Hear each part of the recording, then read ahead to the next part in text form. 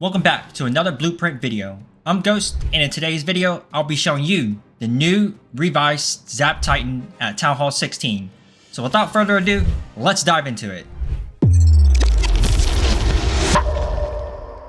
And we are here with the very first replay. This one is going to be on a diamond. Now, with the new level of the lightning spell and the new level expos, but there is not a new level on the scatter. So this actually means that you're actually open to create more opportunities with this army just because you're able to zap out the scatter shot with Zig Zaps.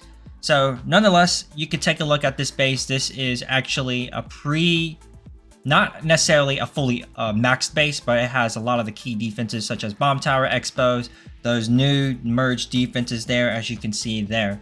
So to start things off with, this is none other than just the classic approach, as you saw, zapping out the mono, this left sweeper, and that invisibility. Now, the funnel is also being really established and narrow so that my Titans actually go into this 3 o'clock compartment. And as you see, the King is going to be working from 4 o'clock down towards that Eagle. Now, if you are a really decent Zap Titan player, you're not necessarily going to always have the Fling Flinger, because with this blimp, you're able to get the Town Hall with that blimp because that Flinger is not going to be able to reach it.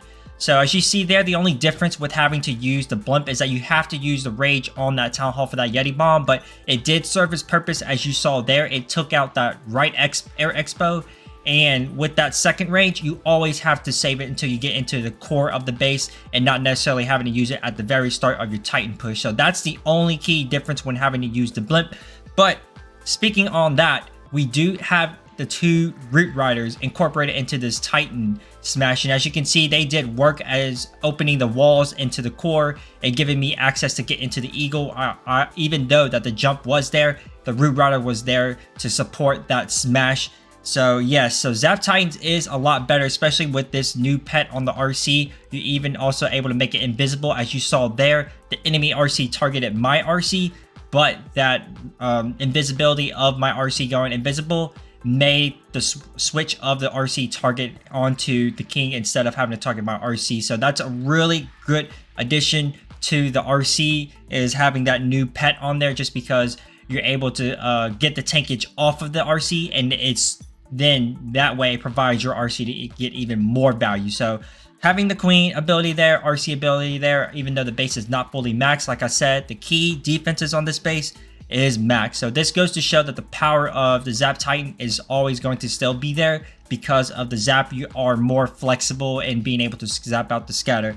So given this, let's take a look at another replay where we're using a different machine. Next up, we have none other than the anti-3 base. So we already taken a look at a diamond. We're going to take a look at an anti-3. So additionally, there is no more rage tower, just because we're going to be seeing a lot more poison tower invested on bases now, because Sarge, Super Archers, and that because of the rage value is actually not getting as much value as before because of that nerf in the rage tower. So we're here zapping out the scatter, just like I said in the previously, that now with the new upgraded level of lightning spell and there's no new level of the scatter, you're actually able to incorporate a lot of plans building off of zapping that scatter shot. So as you saw there, zapping out of that scatter shot, having my Warden Walk tank that mortar so that my Flame Flinger can primarily target the multi, the cannon, the merge cannon, and shooting at this side of the compartment, so that my Titans, essentially, as you can see here, what I'm going to want to do is send the smash into here with the Root Riders, breaking the wall, and then using that jump through the core of the base to get my access into there. So here we go. Without waiting, the Warden Walk was simple, easy. I'm going to start the smash so that I can actually push the Root Riders to break through that wall for my main push to actually take the jump over the CC later on. So there, the King is primarily wanting to take that scatter shot out and to stay alive so he can take down this back end. So without waiting, we can take a look and see that the Titans actually bailed out a little bit because the Root Riders were just a little bit stalled there before breaking that wall. The Titans, however, because of the funnel that was being established, it kept everything alive, and as you can see there, the Root Riders broke the wall so my Titans can continue moving along into the core, and with this jump, it leads them into the back end Town Hall compartment. Now, even though if I didn't have that jump, I'm pretty sure the Root Riders would have made it eventually there, but nonetheless, King is getting the value. The Siege Machine did get the value. It got the Inferno, the Merge Cannon, and it's getting also the other Merge Cannon as well. So now that my King is coming out of that Scatter Shot, I'm going to be able to incorporate the RC there with the new pet, so they can both tag along and work on this enemy King. And at this rate, with the Queen ability and the RC still intact, this is going to be another triple. So we've already taken a look at a blimp. And now with the newly incorporated being able to zap out that Scatter Shot, now you're able to create more possibility plans with the Zap Titans. And again, gives this army another reason why it should be one of the strongest ground smash armies in the game at Town Hall 16 right now. So yep, now that we've taken a look at a diamond, we've seen an anti-3, but now of course we want to take a look and see how efficient this can be on a ring base. Next up is none other than the ring base itself, and like I said in the past, it's going to be the double poison. Now, because a lot of the meta bases, we're not going to see as much Rage being incorporated just because the Rage took the nerf. So, looking at this base, there is a lot of zap value because you can obviously zap out a Poison Scouter Expo on either side, or you can take the Monolith, in which this case, I'm taking down the Monolith, the Multi-Inferno, the Warden Tower, and of course, as you noticed there, I'm damaging the RC. So that's going to help with my initial push. You can basically see where I'm going with this because I want the Warden Walk to take this down. I'm using a Baby Dragon to take down 2 buildings so that my smash can come alongside this side and work into this compartment, and then to the Town Hall. Very super efficient because I'm going to send the King there so that the King, to smash everything, conjoins and combines and meets together going into this Town Hall. So obviously the jump was not necessarily needed there, but however, we're going to make it work nonetheless.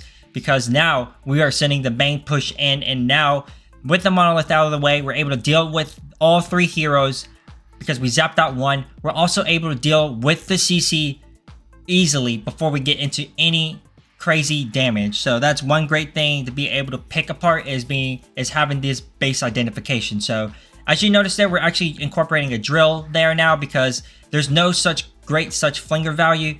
There's no great siege barrack value, and of course, what I'm going to do here is use the drill to open the walls and conjoining with those Root Riders to open the core and to be able to work all together for my RC to come in at 6 o'clock. So yes, here we go, Rage, and we're going to use our early Warden ability to keep everything alive because the cannon was shooting my Warden, and of course, with all this core damage, I have the heal on the Warden. So that Warden ability, I do have that healing effect, so that it could heal these troops even though the healers are getting backed up. I'm always going to have that heal when I use the Warden ability. So as you can see, Drill is still alive. Queen ability is being used now. The healers are still a little bit stalled up, but we still have all 5 of it. If I can see correctly, I think we have 4 or 5 there. But yes, with the RC ability still intact, the Yetis in the Drill are still going. This does look like it's going to be a triple, even though that was a lot of damage in the core. So yes, Zap Titans is really good on ring bases as well. As you can see here, it was more so of the base identification and being able to take advantage of to deal with all 3 heroes and the CC before getting into all of the core damage and traps there. So a really nice hit there in the setup, really, to be honest. It was mainly the setup. Incorporating the battle drill, we've already used the blimp, we've used the flinger, and yes, you're being really flexible and versatile with this army. So now let's take a look at the final ring base of today. And finally, the ring base, another ring base, but this one, instead of double poison, it's going to be a Rage and a Poison. Now this one I believe is Itsu base. I'm pretty sure someone posted it, and here we go, we're hitting Itsu's base. But nonetheless, this one, there's also a good amount of zap value because you can actually zap out the Monolith, Poison Warden, or what I'm going to do here is going to zap out this top side, Scatter Shot, Multi, and that Rage, and of course that Sweeper. So what I'm essentially wanting to do is actually Flinger this side with the Multi because I want to take advantage of the zap so that the zap funnels for the Flinger and the Warden is actually supporting, so everything is actually working well together.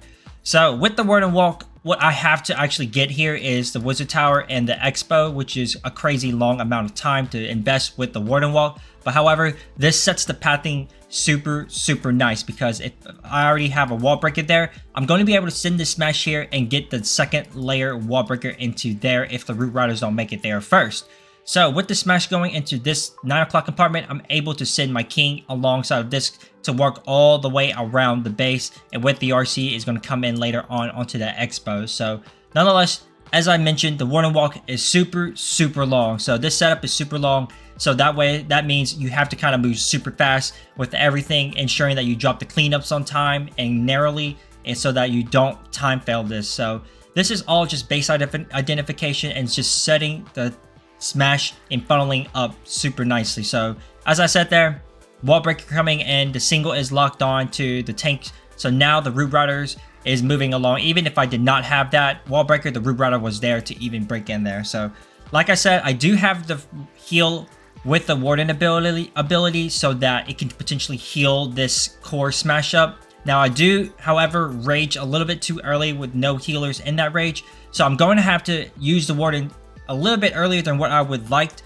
but it's still okay because as you can see, the king is working the eagle now. He is going down to 6 o'clock. There is a Root Rider there to support the Barbarian King, and I am not waiting. I'm going ahead and send the RC because again, this is going to be a huge time issue if I don't actually send the RC in as early as I did.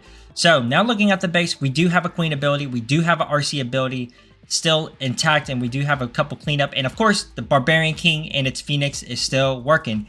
Flinger is now popping to work on this multi-inferno and that cannon, so which that will not be a huge issue on the rest of the attack. So this one is looking like another triple. Sorry on the Itu base, but this is a great approach.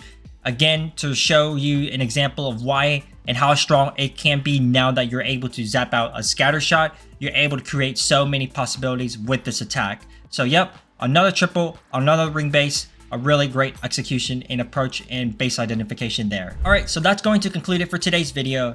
Now, for the pets that I did use on my heroes, in case you guys are curious, I did use the Unicorn on the Queen, Poison Lizard on the Warden, the Phoenix on the Barbarian King, and of course, the new Spirit Fox on the Royal Champion.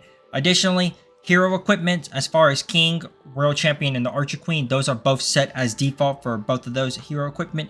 However, on the Warden, I do have the Healing Tome on the Grand Warden, and that's because now if you are taking a lot of damage, the healers are getting pushed back by the sweeper. Using your Grand Warden ability, as you saw in my replays, you saw the healing effect, how it was able to heal those troops up, so by the time the healers got into play, they were at max level in terms of hit points. So obviously that's going to be my call for the Grand Warden ability, but let me know what you guys think might be better than the Healing Tome for the Grand Warden.